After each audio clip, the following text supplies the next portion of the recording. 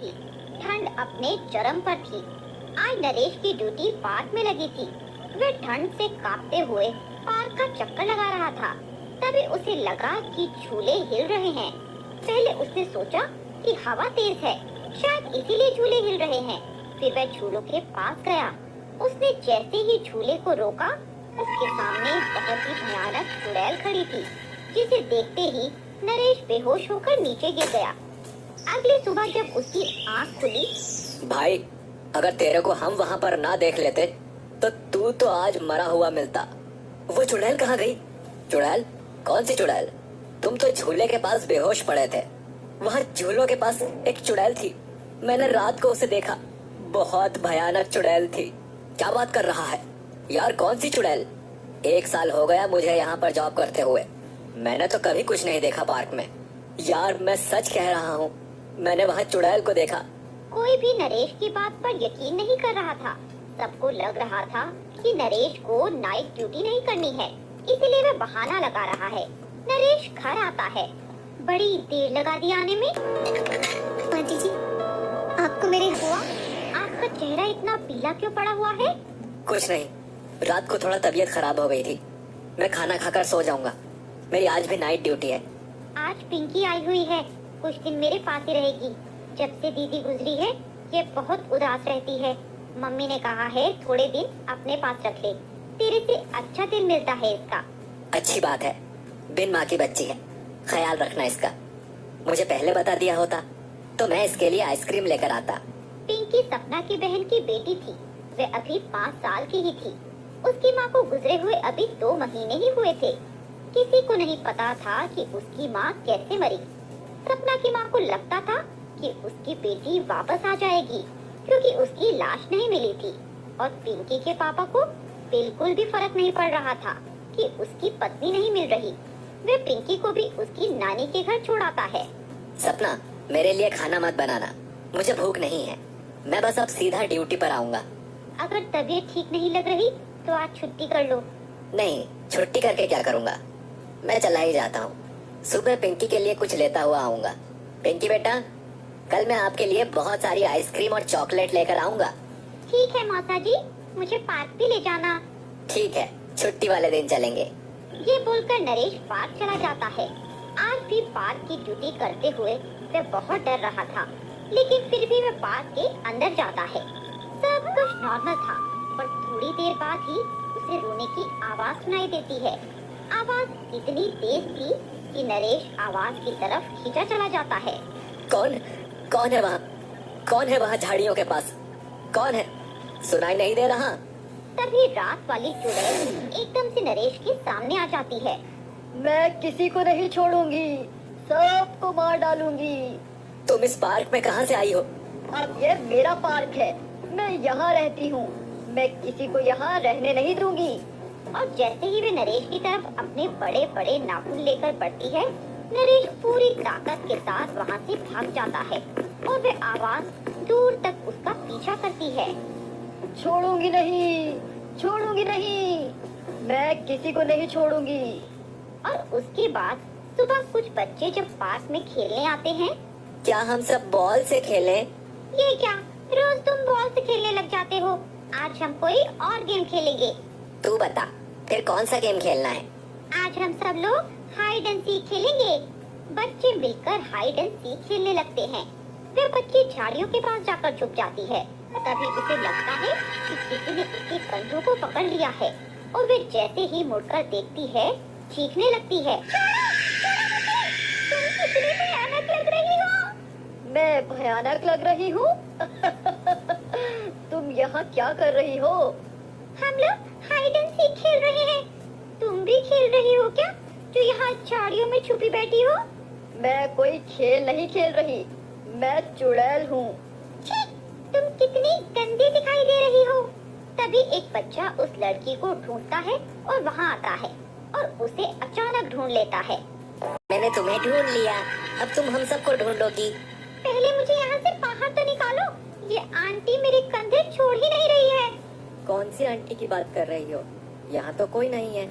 ये जो मेरे पीछे बैठी है। तभी वह चुड़ैल उस बच्चे के सामने आ जाती है। वह हंसना शुरू करती है, वह लड़का उस लड़की का हाथ पकड़कर तेजी से भागने लगता है और तेज तेज चीखने लगता है कि वहाँ पर एक डरावनी आंटी है।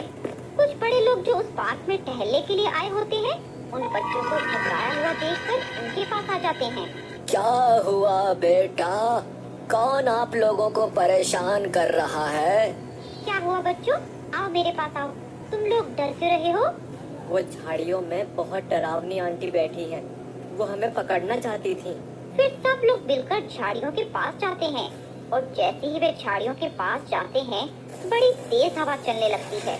उन सबको लगता है कि वे उड़ जाएंगे और तभी एक आवाज गूंजती है, इधर मत आना वरना मैं सबको खा जाऊंगी। तभी आसपास की झाड़ियाँ उड़ने लगती हैं और एक भयानक चुड़ैल उनके सामने आ जाती है।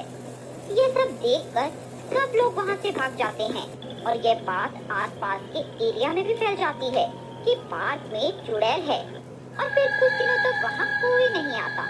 मैंने कहा था ना कि मैंने उस रात चुड़ैल को देखा है, पर कोई मेरी बातों पर यकीन नहीं कर रहा था। पता नहीं लोग बाग ऐसे ही अफवाह उड़ाते रहते हैं। मैंने कभी किसी चुड़ैल को नहीं देखा। चल भाई, मेरा टाइम तो हो गया, मैं घर जा रहा हूँ। तो तुझे डर नहीं लगेगा आज रात नाइट की ड्यूटी देने में? भाई ड्यूटी है तो करनी ही पड़ेगी। नरेश पिंकी के लिए चॉकलेट और आइसक्रीम लेकर घर आता है और पिंकी बहुत खुश हो जाती है। आप कितने अच्छे हो मौसा जी, पता है ये चॉकलेट मेरी फेवरेट चॉकलेट है। मैंने सुना है कि पार्क में किसी चुड़ैल ने डेरा डाल दिया है। हाँ, कुछ बच्चों ने शिकायत की है, मैंने भी उसे देखा है, पर कोई मेरी बात का यकीन नहीं कर रहा था। सपना, एक बात मुझे तुमसे कहनी है। हाँ हाँ बोलो, क्या बात है? पिंकी बेटा, आप जाकर टीवी देखो, मुझे आपकी मौसी से एक जरूरी बात करनी है। ठीक है मौसा जी। सपना, मैंने एक रात चुड़ैल को झूलों के पास देखा था और रात को मैंने उससे बात भी की। वो बोल रही थी कि मैं सबको मार डालूंगी, पर उसने मुझे कुछ भी नहीं किया।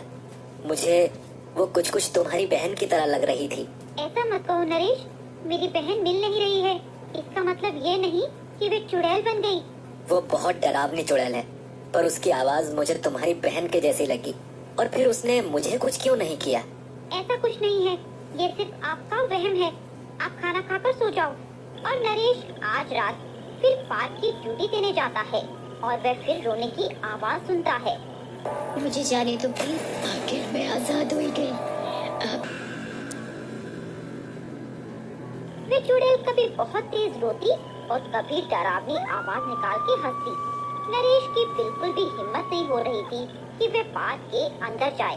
वे भगवान का नाम लेते लेते सुबह होने का इंतजार करता है।